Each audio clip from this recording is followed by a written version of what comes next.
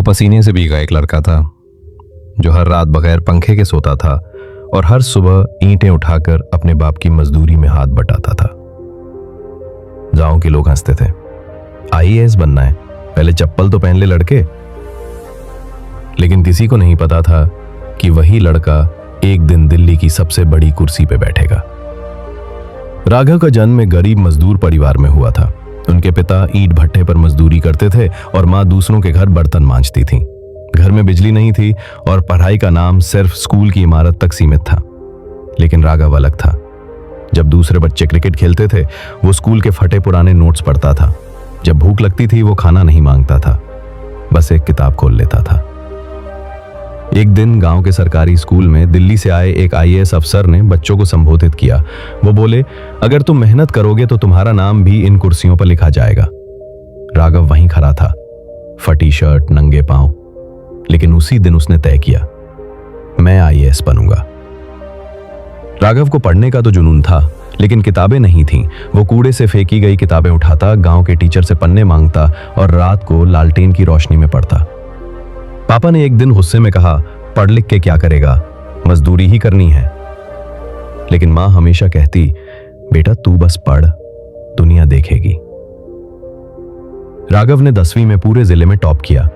अखबार में नाम छपा, गांव वाले चौंक गए, ये वही लड़का है जो नंगे पांव स्कूल जाता था। लेकिन 12वीं के बाद सबसे बड़ा झटका मिला, पिता का निधन हो गया। अब घर चलाना भी उसी की जिम्मेदारी थी। राघव ने पटना आकर कॉलेज ज्वाइन किया और वहीं से यूपीएससी की तैयारी शुरू की।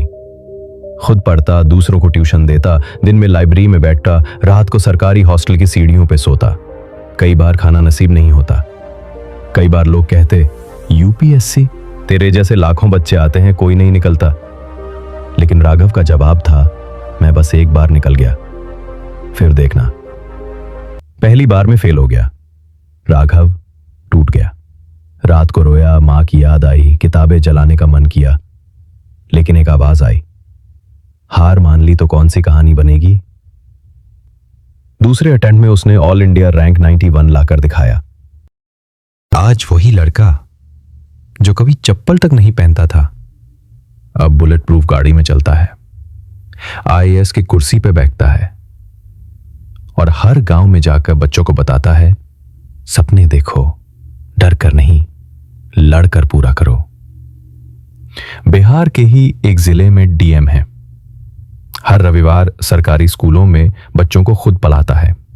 एक फाउंडेशन चलाता है, भूमि से बुलंदियां, जिसमें हजारों गरीब बच्चों को यूपीएससी, नीट और जेईई की तैयारी कराई जाती है, फ्री में। किसी भी बच्चे का सपना गरीबी से छोटा नहीं होना चाहिए। आईएएस राघव कुमार।